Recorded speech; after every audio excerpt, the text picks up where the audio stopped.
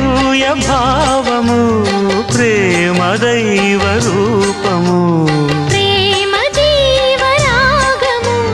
ప్రేమ జ్ఞాన యోగము మనసున పారే